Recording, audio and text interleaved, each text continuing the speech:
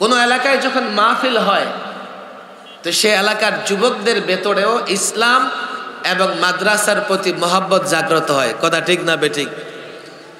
মাহফিলগুলো কোনো রাজনৈতিক দলের না, কোনো রাজনৈতিক দলের পক্ষেও না, বিপক্ষেও না। মাহফিল রাজনীতির ঊর্ধ্বে, মাহফিল রাজনীতির ঊর্ধ্বে। ভালো করে বুঝবেন, মাহফিল ইসলামের বিষয়, রাজনীতির ঊর্ধ্বে। আমি প্রশাসন, রাজনৈতিক দলের নেতা তাদেরকেও বলবো, রাজনীতি করেন, কতটা নোংরা করেন, কতটা ভালো করেন, জবাব দেবেন জাতির কাছে, জবাব দেবেন আল্লাহর কাছে। মাহফিলগুলো আপনাদের রাজনীতি, আপনাদের দলাদলির চাইতে অনেক ঊর্ধ্বে। আপনাদের আল্লাহর দোহাই দিয়ে বলি, কোনো মাহফিলে আপনারা হস্তক্ষেপ করবেন না। আপনাদের আতঙ্কের জায়গা আমরা দূর করে দিচ্ছি। আমরা দায়িত্ব নিয়ে বলছি, আমরা সাম্প্রদায়িক সম্প্রীতিতে বিশ্বাসী। আমরা ইসলামের মূলনীতি জবরদস্তি করে কাউকে ইসলামে প্রবেশ করানো যায় না। এর উপর থেকে দায়িত্ব নিয়ে বলছি, আমাদের কোনো আলেম, আমাদের কোনো ছাত্র আতঙ্কের কারণ হবে না। কোনো সংখ্যালঘুদের উপর অত্যাচার তো দূরের কথা, তাদের দিকে বাঁকা চোখেও তাকাবে না। আপনারা কেন আতঙ্কিত হন? আর যদি আপনাদের মধ্যে কোনো দুষ্ট লোক থেকে থাকে, যেই দুষ্ট লোকেরা মনে করে একটা বাহানা দিয়ে দাওনা মৌলবীদের মাহফিল বন্ধ করে, একটা বাহানা দিয়ে দাওনা মৌলবীকে প্রশাসনের মোকাবেলায় দাঁড় করিয়ে, সেই দুষ্ট লোক চিহ্নিত করা আপনাদের দায়িত্ব। আপনারা যারা প্রশাসনে আছেন, আপনাদের দায়িত্ব।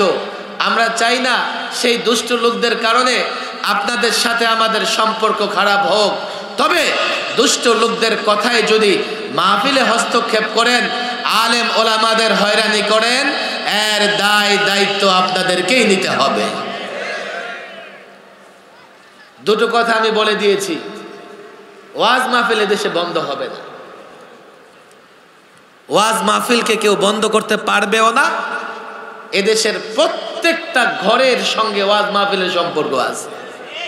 প্রত্যেকটা মুসলমানের কালচার, এটা সংস্কৃতি একটা, যার মাধ্যমে শান্তির বার্তা পৌঁছে দেয়। ওয়াজ মাহফিল বন্ধ করা কোনোদিন অপচেষ্টা সার্থক হবে না। দুই, আমরা কোনোদিন আতঙ্কের কারণ নয়। রাসূল করিম সাল্লাল্লাহু আলাইহি ওয়াসাল্লাম আল আমিন উপাধিতে ভূষিত হয়েছিলেন। তোমরা একটু খোলা চোখে আমাদের দিকে তাকাও, খোলা চোখে আমাদের দিকে তাকাও। ইউরোপ, আমেরিকা, ভারতের চশমা লাগিয়ে নয়, তোমরা তোমাদের নিজের চোখ দিয়ে আমাদেরকে দেখো। দিল্লির চোখ দিয়ে নয়, ইসরায়েলিদের চোখ দিয়ে নয়, আমেরিকা ব্রিটিশদের চোখ দিয়ে নয়। আল্লাহর কসম, নিজের চোখ দিয়ে দেখলে তোমরা দেখতে পারবে আলেম ওলামারা দেশে শান্তি প্রতিষ্ঠা করতেছে, সাম্প্রদায়িক সম্প্রীতি প্রতিষ্ঠা করতেছে। আলেম ওলামাদের বয়ানে মাদকতা দূর হয়ে যাচ্ছে। আলেম ওলামাদের বয়ানে অশ্লীলতা, বেহায়াপনা, চুরি ডাকাতি কমে আসছে। এই সমাজ রাষ্ট্রে শান্তি প্রতিষ্ঠা হচ্ছে আলেম ওলামাদের নানা কাজে, নানা অবদানে। তাহলে কেন তোমরা আলেম ওলামাদেরকে আতঙ্কের কারণ মনে করো? আমি আশা করি আপনাদেরকে দুটা জিনিস আমি তুলে ধরতে পেরেছি।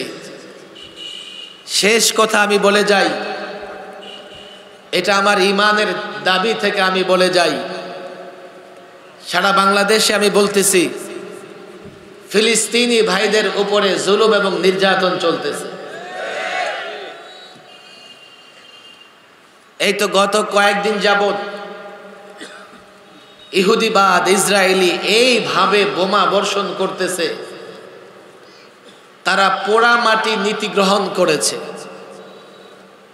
গাজাকে ধ্বংস করে দেবে, যাতে এখানে মুসলিমরা বসবাস করতে না পারে। বলবে যে হুজুর হামাস আক্রমণ করেছে। হ্যাঁ, হামাস তোমাদের সঙ্গে যুদ্ধ করেছে, তোমরা হামাসের সঙ্গে যুদ্ধ করো। ৭৫ বৎসর ধরেই তো তোমরা যুদ্ধ করতেছো। কখনো তোমরা আক্রমণ করো, কখনো তারা আক্রমণ করে। জেনেভা কনভেনশনের রুলস এবং রেগুলেশন অনুযায়ী তোমরা যেসব নীতি করে রেখেছো, একটা জাতিসংঘ আছে কাফেরদের সঙ্গ, আজও পর্যন্ত মুসলমানদের স্বার্থে কোনো উদ্যোগ তারা গ্রহণ করতে পারে নাই। আর মুসলমানদের একটা OIC সংস্থা আছে, 57টা মুসলিম রাষ্ট্র মিলে, এগুলো সব মুনাফেক আর কাপুরুষ। OIC বানিয়ে পদ আর চেয়ার দখল করে বসে আছে। সত্যকে সত্য, কালোকে কালো, অন্ধকারকে অন্ধকার, মিথ্যাকে মিথ্যা বলার তাদের ক্ষমতা নাই। আন্তর্জাতিক যুদ্ধ নীতি একথাই বলে, যুদ্ধ করতেছে সোলজার, তোমরা সোলজাররা যুদ্ধ করো। প্রতিদিন এই পর্যন্ত গতকালের রিপোর্ট 1800 শিশু হত্যা করেছে ইসরায়েলিরা। 1800 শিশুরা যুদ্ধ করছে তোমাদের সঙ্গে।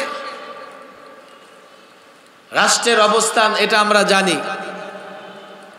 অনেক জায়গায় আলেমরা না জানবার কারণে কেউ কেউ আলেমদের সংকীর্ণ জায়গায় নিয়ে যাওয়ার চেষ্টা করে, কোণঠাসা করবার চেষ্টা করে। বাংলাদেশ সহ আজ পর্যন্ত কোন মুসলিম রাষ্ট্র ইসরায়েলকে স্বীকৃতি দেয় নাই। বাংলাদেশ রাষ্ট্রের অবস্থান হচ্ছে ইসরায়েলের সঙ্গে কোনো কূটনৈতিক সম্পর্ক নাই, যার জন্য বাংলাদেশে তাদের কোনো দূতাবাস নাই, বাংলাদেশে তাদের কোনো রাষ্ট্রদূত নাই। বাংলাদেশের পাসপোর্ট দিয়ে, এটা বাংলাদেশে আগে পাসপোর্ট যে এই পাসপোর্ট দিয়ে ইসরায়েলে যাওয়া যাবে না। দুর্ভাগ্যবশত 21 সালে আমরা গ্রেফতার হওয়ার কিছুদিন পরে, তুমি দেশদ্রোহী, তুমি রাষ্ট্রদ্রোহী, তুমি ইসলাম দ্রোহী, তুমি যদি ইসরায়েলের পক্ষে অবলম্বন করে মতামত প্রদান করো, তোমার মতামত রাষ্ট্রের বিরুদ্ধে, ওলামায়ে কেরামের অবস্থান রাষ্ট্রের পক্ষে, ইসলামের পক্ষে, মানবতার পক্ষে, মানব অধিকারের পক্ষে, মানব অধিকারের পক্ষে, শিশু অধিকারের পক্ষে, নারীর অধিকারের পক্ষে, আলেমরা ন্যায়ের পক্ষে, ন্যায্যের পক্ষে। পরিষ্কার বলি, এই দেশের মাটিতে বসে ইহুদিদের দালালি করবে যারা, এই দেশের মাটিতে বসে ইসরায়েলিদের দালালি যারা করবে, তাদের জন্য দেশ এতটাই উত্তপ্ত হবে, তারা এই দেশে থাকতে পারবে না।